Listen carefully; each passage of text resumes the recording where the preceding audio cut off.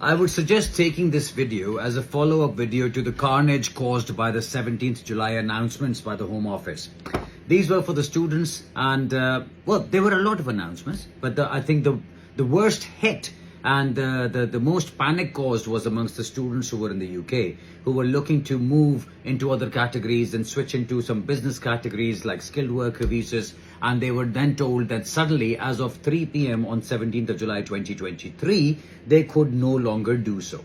So that obviously caused a massive panic, and a lot of people were afraid that that is the end. I actually got sent a video by somebody who actually titled the video saying, "This is the end, leave the UK now, there is nothing left here."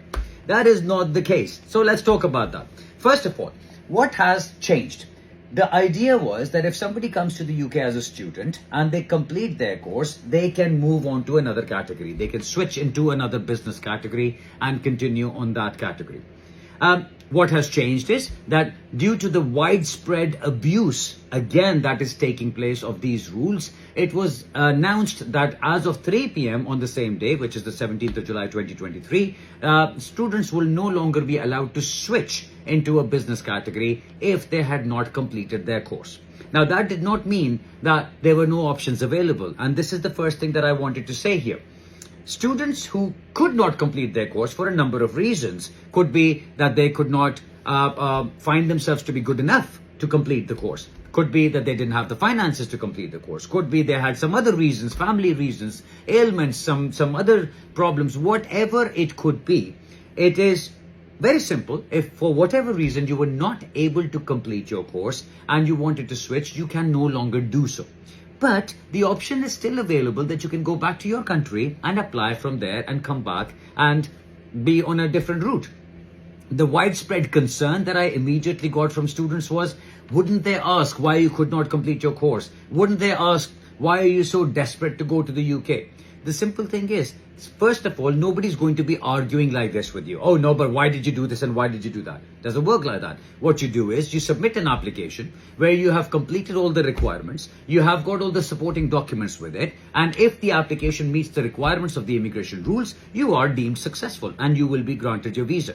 So I sent one of our clients who was a student who wanted to switch onto this category back to Pakistan. He went to Pakistan to apply for the entry clearance and he got it and he's back in the UK already. So it is not a problem. It is not a concern. I would simply say, when you look into the situation, if you are a student who has not completed their course and wants to switch onto a business immigration category, you can certainly do so, but not in country. Go back to your country and apply from there. Now, the concern again people have is, oh, what if I go there and I get stuck and I can't come back?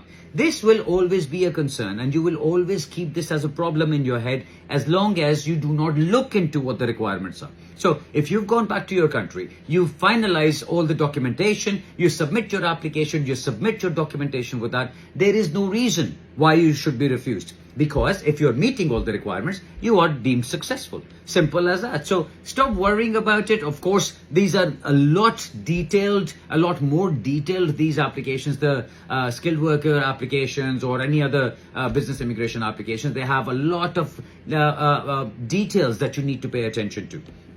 This is why I'm going to give you a little brief background of all of this rather than going into a lot of detail about different categories. Today, what I've chosen is, as one of the categories to talk about, is the Global Business Mobility.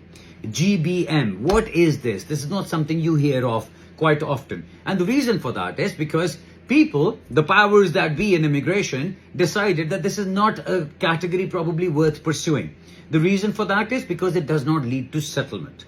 What that means, if you come under one of these categories, by the way, Global Business Mobility is a heading. It has 5 different categories that you can apply under. The categories are, number 1, you can apply under the UK expansion worker category. Then there is the senior or specialist category. Then there's the graduate trainee. Then there is a service provider. And then finally, you have the secondment.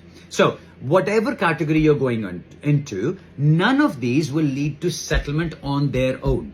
All the categories allowed you to bring children and your dependents with you. So your wives or husbands or your dependents can come with you. Not parents, not brothers and sisters, only your children or your spouse. spice, whatever you want to call it. Then we look into what the general requirements are, what the financial requirements are, what sort of salary you should be getting. These are all particularized onto every single category. Let's just take, for example, I'll take the UK expansion worker visa. Situation is, you are working in your country, in your country back home, wherever that may be. It could be Africa, it could be Pakistan, could be India, wherever you are.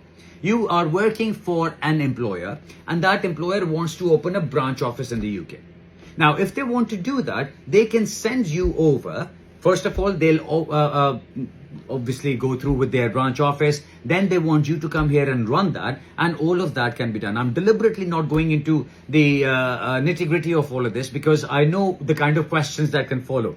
And I don't want to get into just answering lots of questions on my WhatsApp or on email or anywhere, because every case will have to be considered on its own factors and on its own details about the employers and the employees. So the basic broad bottom line is that if you're working in your country for a company and that company wants to have a branch office in the UK, then you can come for that company and work here. You can bring your dependents with you, which could be your spouse and your children, and then you can spend time in the UK. Now, that time, whatever you want to do, your children will obviously be going to schools. If they are going to be here with you for a year or 2 years, they're going to be going to schools. They'll be registered with the NHS. You will be paying the immigration health surcharge. So you will have access to the NHS. You will have access to the schooling in the UK. All of that will be available to you just like anybody else who is in the country with valid leave. If that is the case, what happens to settlement? That is the first question that people ask. Settlement is a completely different concept. So when you are coming as a UK